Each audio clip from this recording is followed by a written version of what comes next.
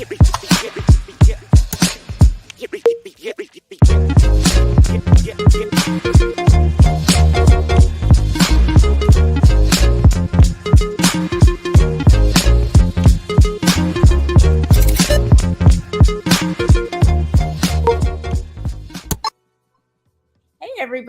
Welcome to the Essential Pedagogy Podcast.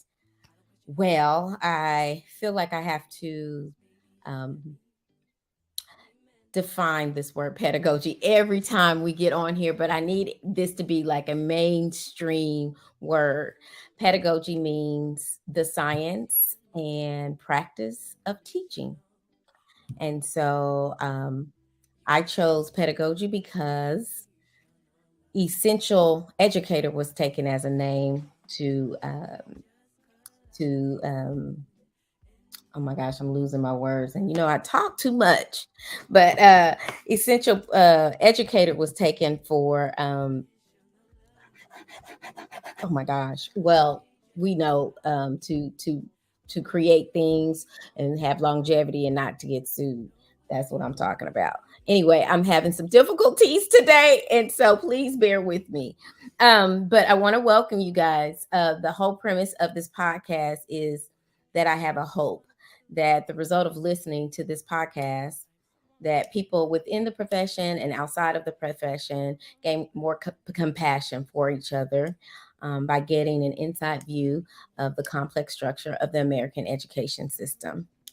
Okay, so I have a guest, and we're having difficulties getting her in. But in the meantime, I just wanted to talk to you guys about how I've been doing a whole lot of planning and talking to people, and it's just been inspiring to talk to so many different people about their thoughts on education.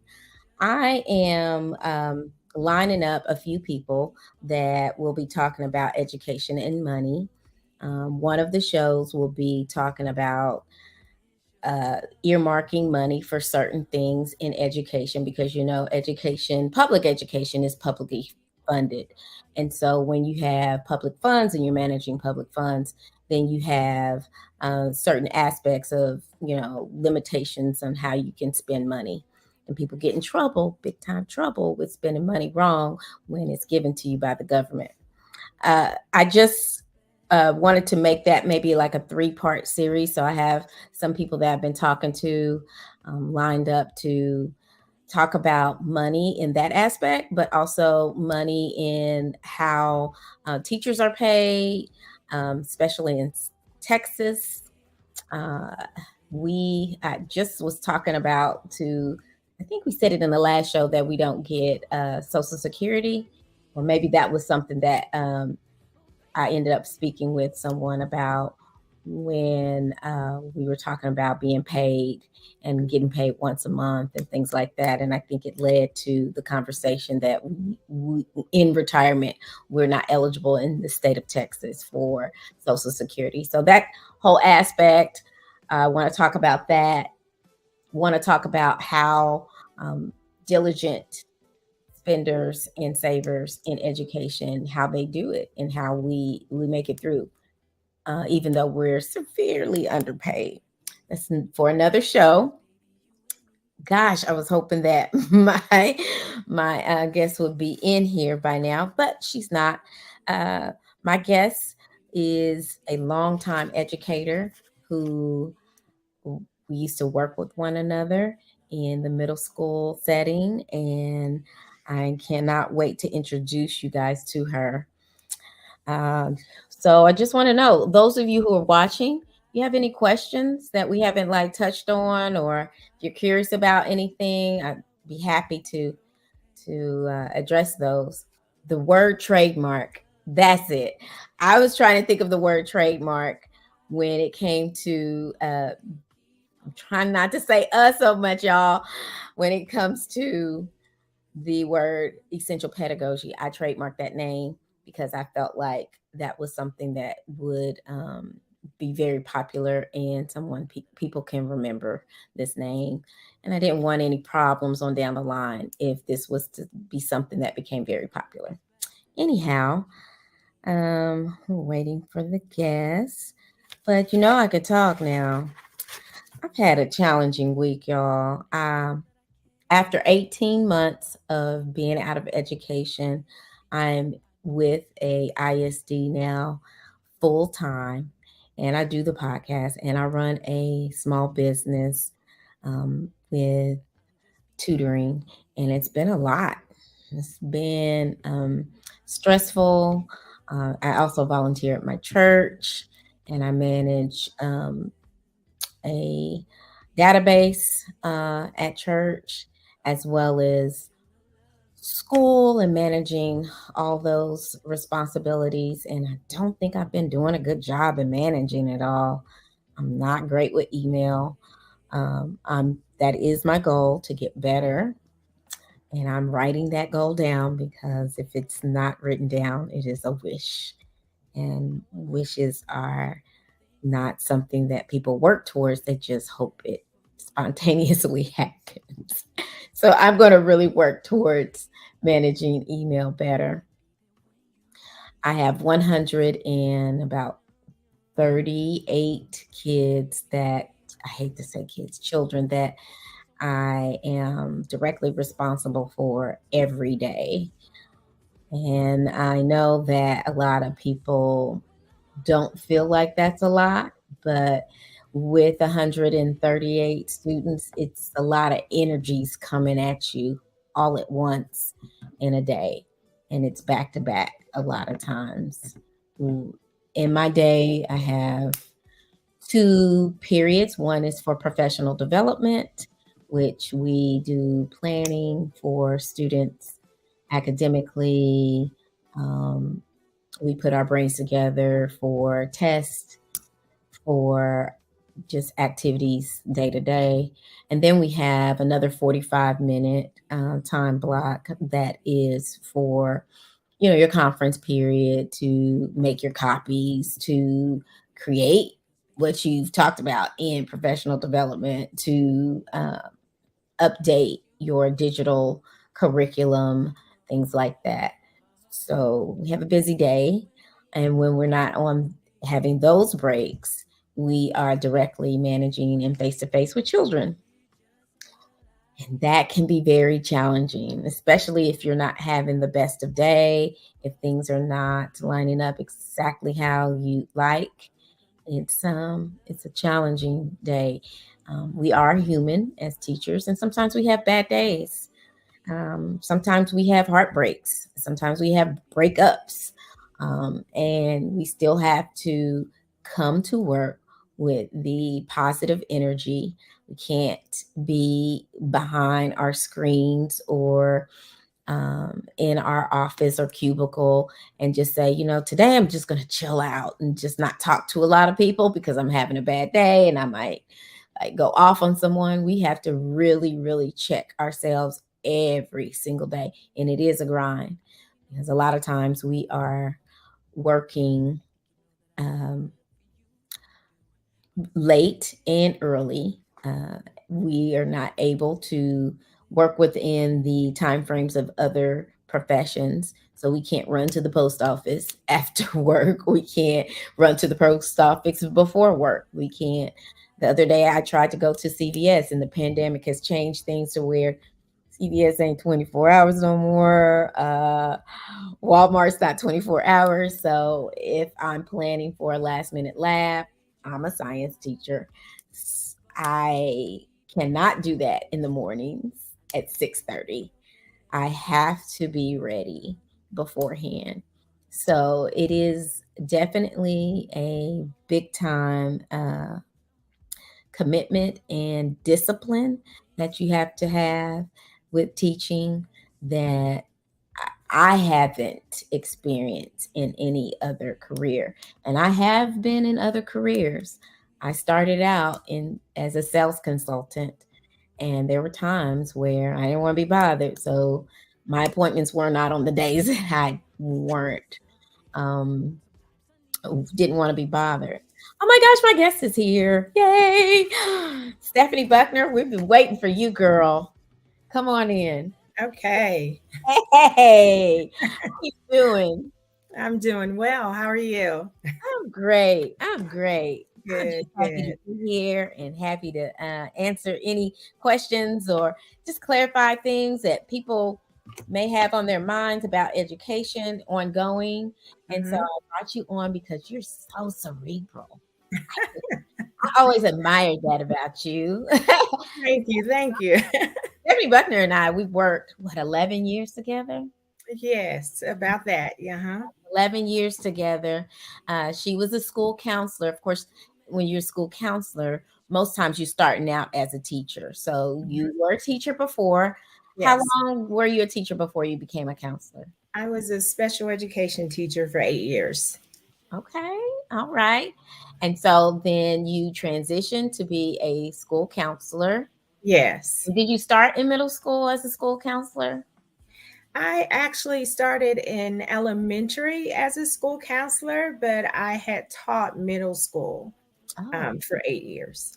okay, okay. And then you went into middle school counseling, and now I hear you're not a counselor anymore. How many No, years do you have in education? I retired last year. Oh my gosh. Yes, yes. I knew you were close. Oh my Mhm. gosh. Good. So what are you doing nowadays with your time? So nowadays, I am working as an online adjunct um, for a university teaching master's level students. Oh my gosh. Say that again. I didn't hear you over the applause. Oh, no, no, no worries. So nowadays, I am working as an online adjunct professor teaching master's level students. Okay. Mhm. Good. Good. That's awesome. So I wanted to talk to you a little bit more about what made you transition from being a teacher to a counselor to Mhm. now a professor, and where you see education going now. Okay, sure. So, my reason for becoming a counselor really had to do with a lot with my position. As a SPED teacher, most of my experience was with kids who had behavioral and emotional problems. And most often, I taught the self contained classes. Mhm. And I felt often like I did a lot more of what I thought was counseling during that time. And I felt like I could be of more service to them, that I felt like I was pretty good at being able to connect with kids and reach them.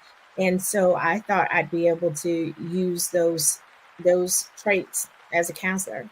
Mhm. And really, that's why I went into counseling. Wow. Okay, so was it exactly how you thought it would be? Certainly not. Certainly not. Um, a lot of people think that when you are a school counselor, that that's all you do, I guess, is you get to counsel students all the time. But in reality, you actually do a lot more. And the amount of time that you really get to spend one on one with students is that's the thing that you get to do probably the least of.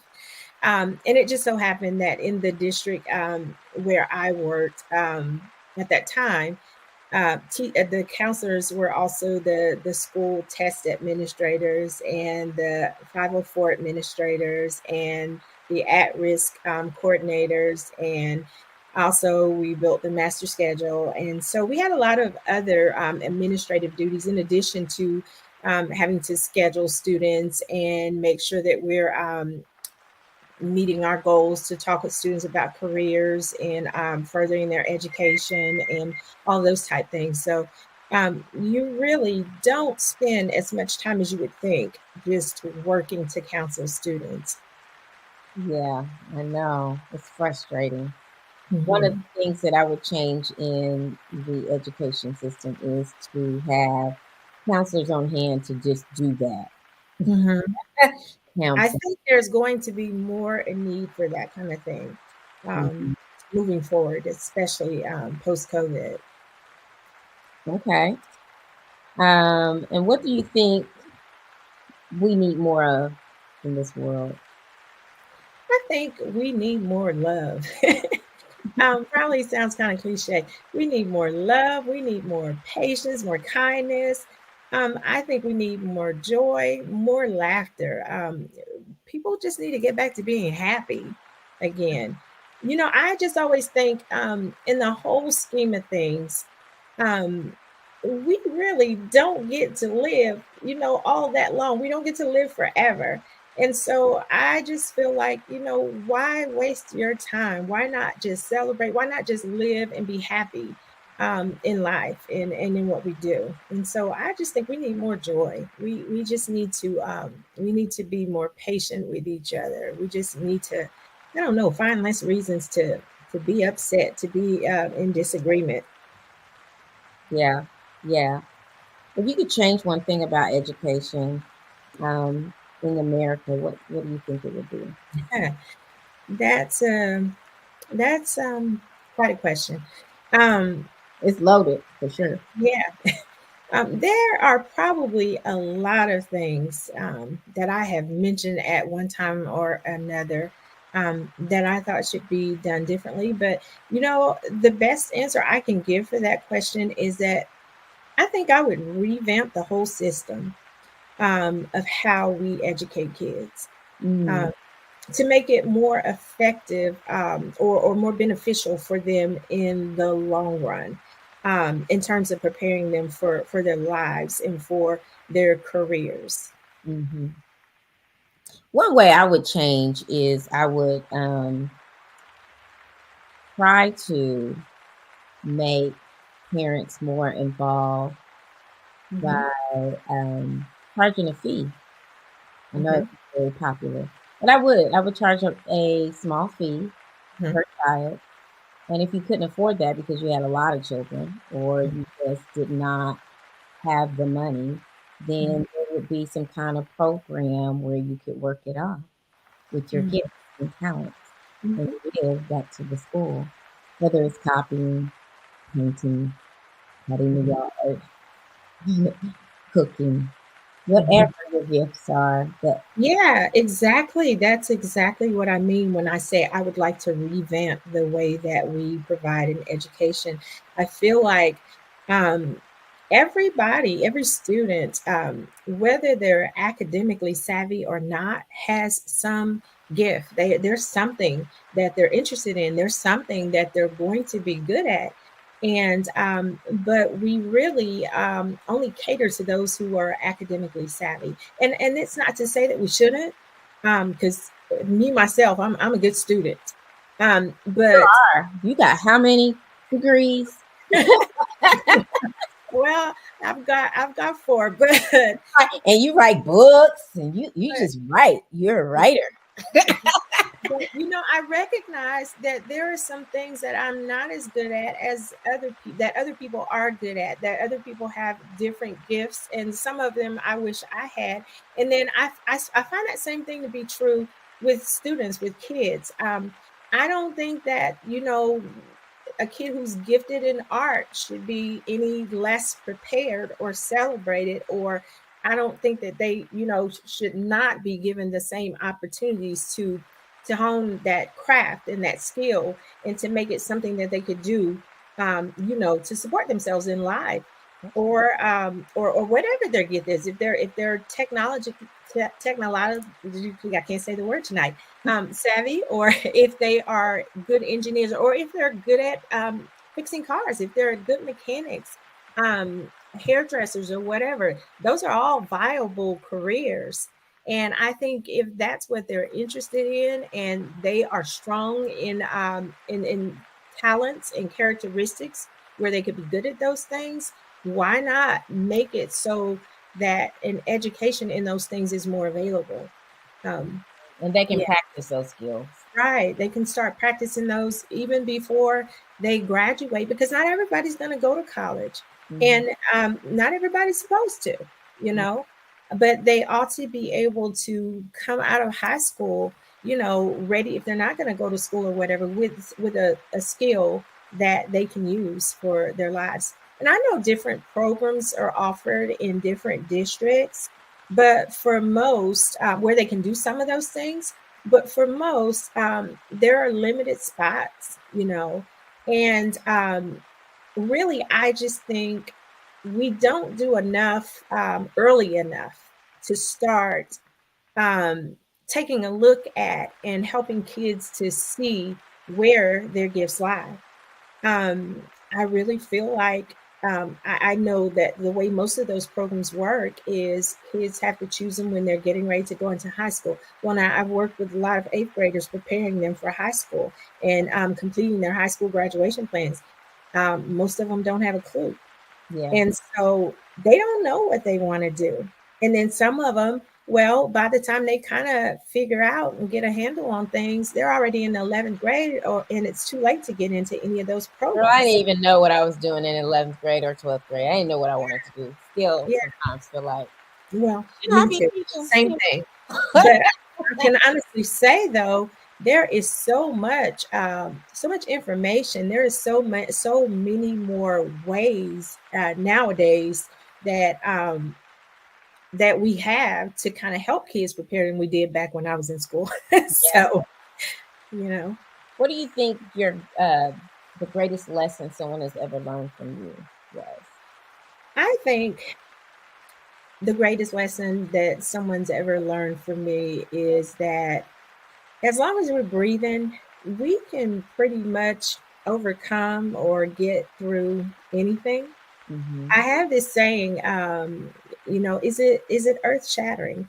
That one of my friends, she kind of coined that as my phrase. It's someone that I used to work with because she's like, that's just your attitude about everything, and I truly feel like um, whatever happens, if we, it's, as long as we're breathing, we can always go back and do it again, try it again, make it right, fix it, whatever we need to do.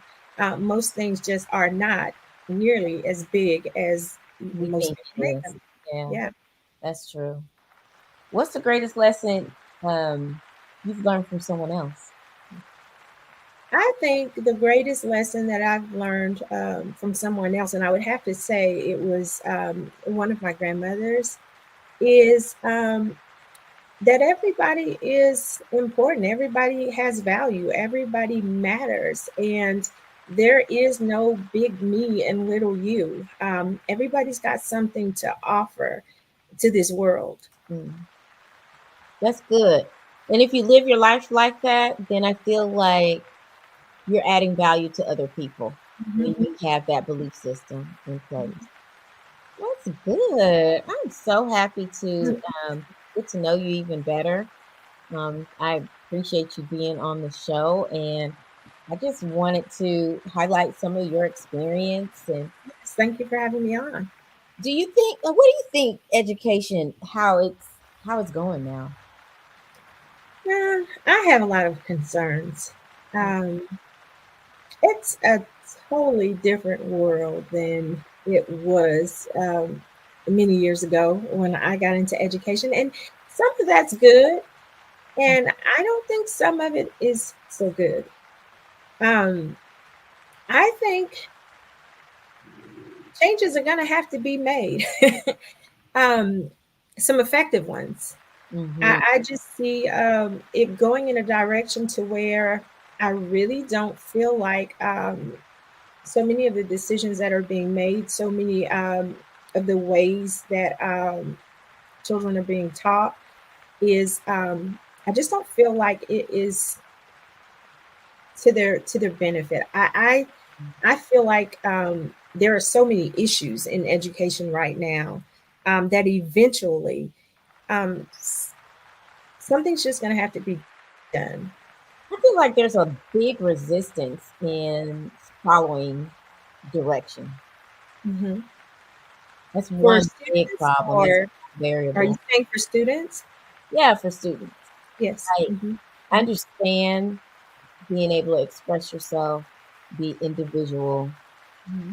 But if I'm telling you to do something in a certain way, there's a Hmm. reason. And even if I share a reason with you, Hmm. I mean, or with the student, Well, but I very feel resistant, even doing like I. put your first and last name on your paper. Like, Mhm. I need to identify you. And there goes a nickname or a name I don't even know. Like, very resistant in just following Mhm. basic directions. So it's hard I to feel like there's a lack of, some of that has to do with like a lack of respect. Um, I I don't know. I was starting to feel like, as an educator, that the students, um, how do I say this? Like the students, really were. It was more important for the teachers to be important, be respectful to the students than it was for the students to be respectful to the staff. Um, yeah, like our whole when it focus needs to be now is both ways. customer service and Yes. keeping everyone happy. And Hmm. uh, Yes. sometimes I feel like education is not a place where everybody can be happy because sometimes when learning lessons, we're uncomfortable. Right. And Hmm. discomfort sometimes is necessary in order to Hmm. learn a lesson. Yes. Like bumping your head or burning your fingers. Oh, I'm not going to touch the stove anymore. So, Right. But so often these days, it seems that, um,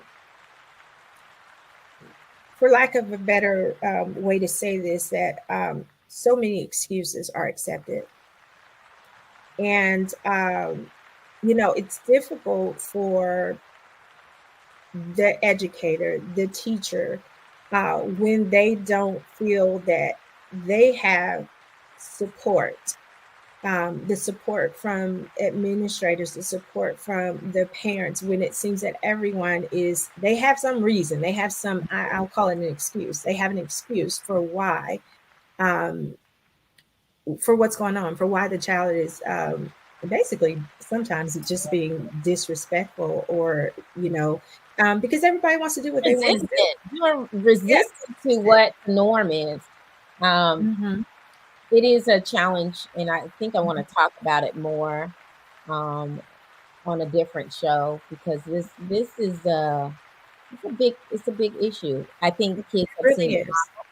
that people do not have to follow rules when it Hmm. comes to wearing masks and being resistant and Yeah. seeing resistance And on that just seems to be television. the way of society. And so it's kind of trickled into the schools, It has, I believe. yeah, it has. Mhm. I don't have to do this because Yeah. I just don't want to. Hmm. And my mom didn't wear this or didn't do this, and so I don't have to. My mom didn't Right. like this, and so this is how she resisted. Or dad didn't like this, and this is how he resisted, and so this is Hmm. what I'm doing to resist. And Hmm. you gotta have compliance in order for There to be structure so that kids can learn. yes, Yes. yes. Um, and I know that you've been teaching for a long time, and I've been in education for quite a while, before I retired. And that's one of the things that I'm saying. There have always been kids that have been defiant, Hmm. um, but it seems like now, that's more the norm. It's not just The exception.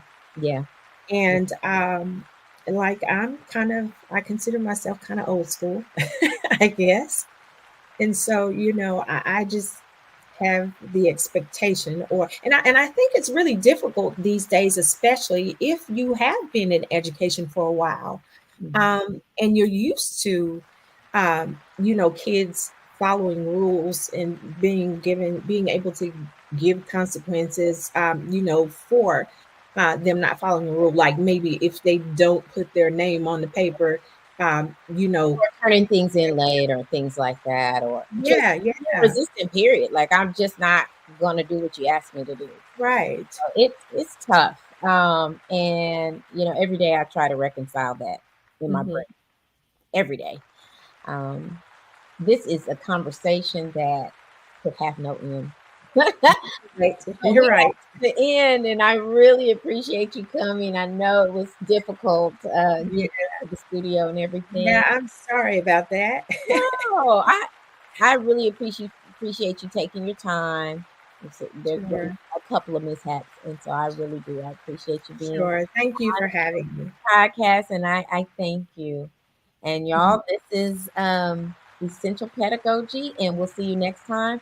Our next guest is going to be a parent. I admire this parent a whole lot, and you're going to learn so much about parenting skills that really support education. And I can't wait to talk to her. It's going to be next in 2 weeks, Thursday on the 20th. So I can't wait, and we'll see you guys next time.